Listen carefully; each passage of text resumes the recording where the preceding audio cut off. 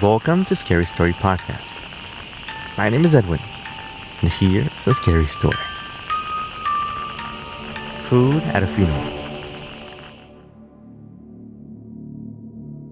My aunt was one of those people who, how can I say this, was not very well liked because of her ways. She had certain mannerisms and aspects to her personality that people simply didn't connect with. When she would be talking to a neighbor or to the store clerk, she would begin to shout as she talked, so much so that I would leave the store and wait right outside the door when I was little. She meant no harm, of course, but it did create some uncomfortable situations. My cousins barely even noticed it, though. In a way, they started acting kind of like her, which eventually led us to only seeing each other whenever we were on vacation visiting the East Coast. I could tell they were just trying to be nice, but everything from the way they would eat to the way they answered the phone was always so odd. Loud, rude, strange. Sometimes I would spend the entire day at their neighbor's house with another girl I had made friends with while I was there. Her family once made a comment about my cousins, similar to what I was thinking. They wanted to know what was up with them without asking me directly. One of the more traumatizing experiences when I was growing up happened there, at my aunt's home. It was a few days before Christmas, and my mom had sent me to stay with them while I went to visit my dad's side of the family. They had agreed to have a type of reunion at my aunt's home, and I, not knowing exactly how bad things could get, agreed to go and stay with my weird cousins. They were all excited one morning and kept following my uncle around the house as he went to the bookcase by the door and grabbed a gun. And he started loading it on his way out. They all wanted to see. They went off into the barn when the oldest of the three cousins brought in one of the two pigs that they had. He then pulled the rope to the outside of the barn door. My cousins all smiled and stayed quiet as my uncle got the shotgun ready. With that, they yelled and hollered, jumping around as the bullet landed right in between the pig's eyes. All I could see was the stain of the splattered blood all over the wall behind it. When I looked closer, I saw even more stains, dozens of them, many animals that they had killed before. They all stuck around when they were taking out the insides of the poor animal, but I couldn't stomach it. I faked a smile and ran straight to the room where I was staying.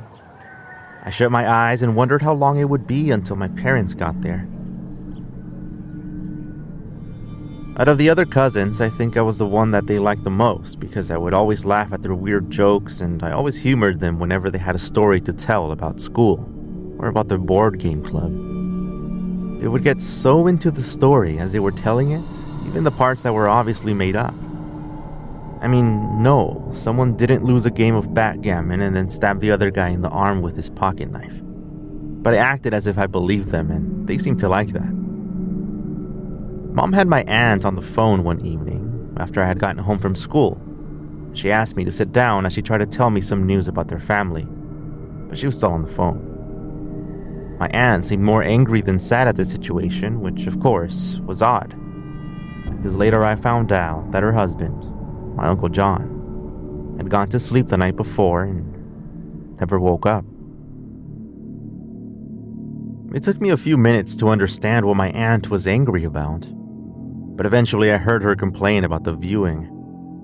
She was concerned about how many people had signed up to go see her dead husband, even though she didn't know many of them and she didn't want to hear from them. I didn't mean to start any rumors or anything, but supposedly they started discovering children that my aunt had no idea about. The casket will be shut. Nobody will see him. They want to take his stuff. I'll give them his stuff. Just watch. My aunt was really angry.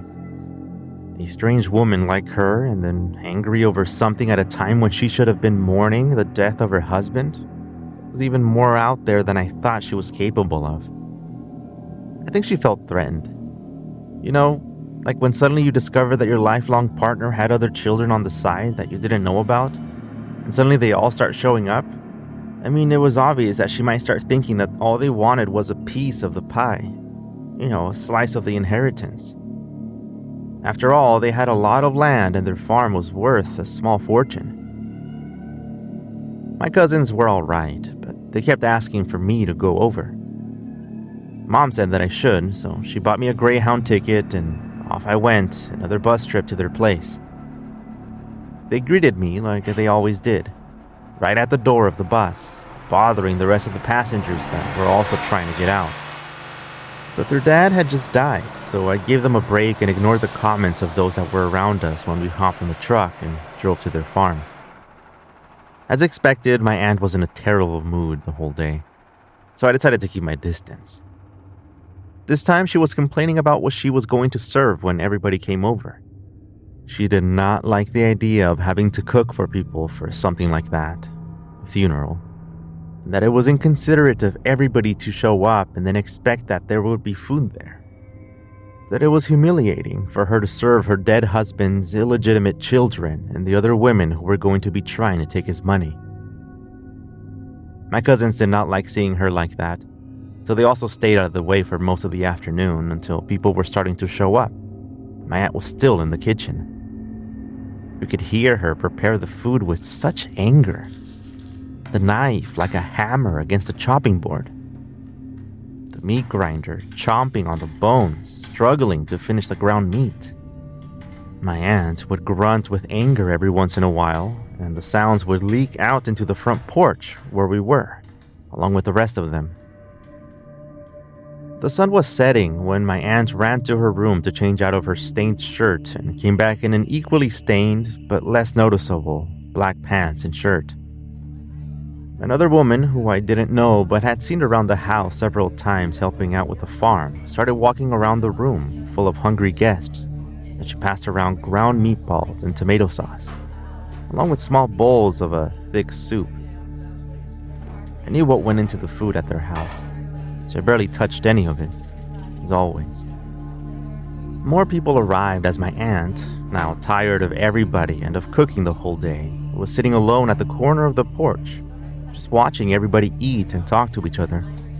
She would completely ignore those who came up to her and want to talk to her. But everyone knew how she was, so they just let her be. Eventually, they all started lighting the lanterns on the side of the porch, since their father would be buried on site, by the oak tree, which I didn't know was legal to do. My three cousins stood up suddenly and looked up right at me.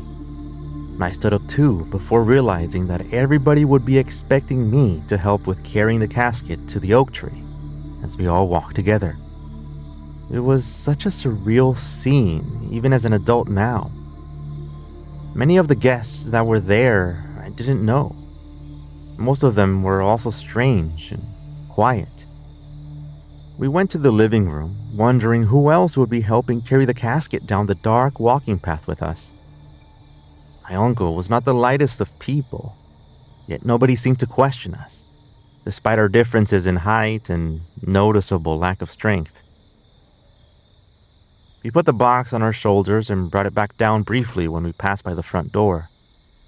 We stepped down the porch stairs in silence, watching my aunt waiting for everyone to pass before she stood up from the dark corner of the porch where she had been sitting. I watched her stand up and grab her own hands behind her and begin following the group behind us.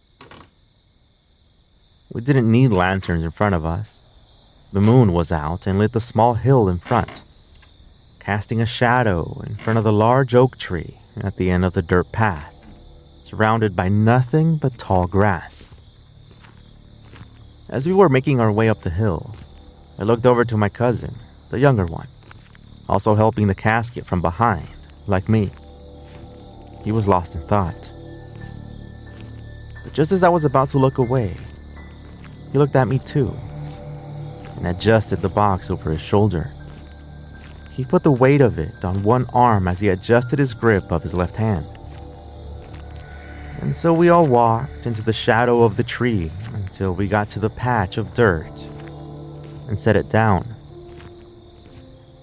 We all knew that the casket was way too light, but we never talked about it.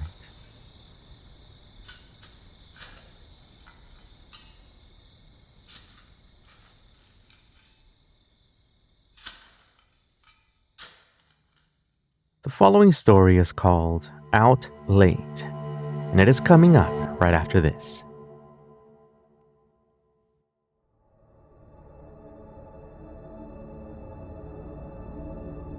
I was a typical quiet person in college, so when I met Ezekiel and started hanging out with him and his friends, I even surprised myself. They liked going out and meeting girls, and they knew a ton of people and always had something to do. Ezekiel was one of those people that did well in school and still managed to stay up late, having fun. But we also had a lot of awesome conversations. When he needed a fourth roommate in one of the houses that they were about to rent, he asked me. The rent was going to be less than $400, which was probably a third of what I paid in the dorms, without the meal plan. I talked it over with my parents, both of them kind of knowing how Ezekiel was, and only worried that I would fall behind in school if we ended up having too many parties. After thinking about it a little bit, I decided on moving in, and that's what I did. Looking back, I think it was a mistake. Not just for me, but for Ezekiel and one of his roommates. You see, in the dorms, we at least had people watching over us and maintaining some type of control.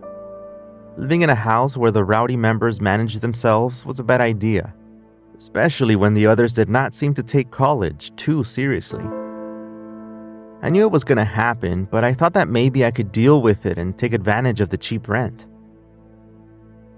Anyway, it was a Friday night and I had just gotten home from my last class, only wanting to go to my room and watch something on Netflix to fall asleep. Finals week was coming and I was not doing too well. A couple of my classmates and I had agreed to meet up the following day, early in the morning, to study for our statistics class. It felt like I had to relearn absolutely everything from the start. And even thinking about the amount of stress I was feeling now makes my palms get a bit sweaty. Jared, the craziest roommate of the bunch, was standing out by the front porch with a red Solo cup in one hand, greeting me with a high five. For some reason, it always felt like he was mocking me since I wasn't exactly the party type. I high-fived him back and answered some of his questions about a class that we had together, but he had missed again. What did they cover? Did she send the PowerPoint? And when's the next quiz? You know, same questions. I tried to think about what I would do because if they were about to have another one of those kickbacks at the house, things were bound to get loud once more. Jared interrupted my thought suddenly. Hey, we're all going out in a bit. There's a party at Beck's house. Want to go? I mentioned finals week and he nodded. He then turned his face back toward the street in silence. He kind of whispered it. Well, if you want to stop by, you know where we'll be. He just didn't seem excited anymore. There was something in that voice that made me feel sorry for him. Then again, most of my friends used to say that I'd feel sorry for everyone. It's just that Jared was a good guy, but he was just messing up. He had told me that it would be his last shot at school before the academic probation warning he had gotten would wipe him out from our university, and he had already given up. We all knew that it bothered him, but we never really talked about it. I really wish we would have.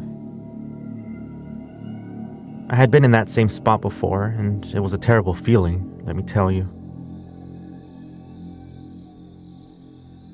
I kept thinking about it for most of the evening until I woke up to the sounds of Ezekiel coming back home at around 1 a.m. I went back to sleep almost immediately until I was woken up again. This time, it was around 3 a.m. Jake, I heard from the window. I stopped breathing for a bit, just in case I heard my name again. Jake, are you there, man? It was Jared's voice. I walked over to the window and opened it up. He had probably gotten locked out again. He looked up at me from the side of the house. My eyes hadn't fully adjusted yet, but he looked completely sober. He smiled and said, "Thank you, man."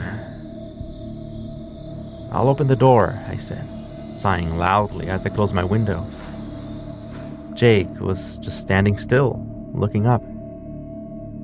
I walked down the hallway and stepped down the stairs and opened the front door and then just waited. I looked around the porch before turning on the lights, since they would for sure wake me up completely. "Jared?" I called out, to the side of the house where my room was. I stayed outside for about a minute before deciding to keep the door unlocked and went back to my room.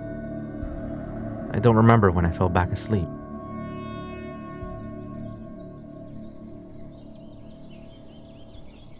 I woke up before the rest of the guys, obviously, and after grabbing a snack from my cabinet in the kitchen and getting ready to leave for my study session, I reached for the door, only to notice that it was still unlocked.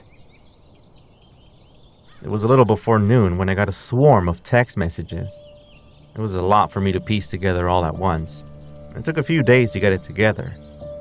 Jared had decided to go back home early from the party and had gotten a ride from one of the girls that was there too.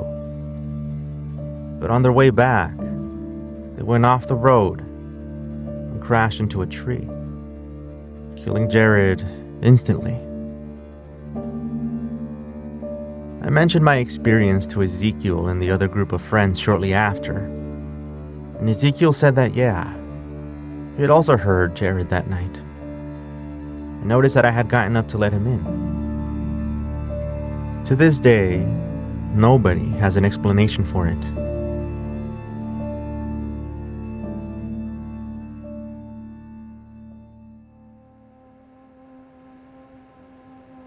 Scary Story Podcast is written and produced by me, Edwin Covarrubias. You can get in touch by finding me on social media at Edwin Cove, that's EDWINCOV, or email me at hello@scarystorypodcast.com. I love reading and listening to stories, so if you have your own, just share them with me. If you're up for it, check out my other podcast called True Scary Story, and that's where people share their own paranormal experiences. You can find it by searching for True Scary Story and finding that purple cover with the white letters. You can't miss it. Thank you very much for listening.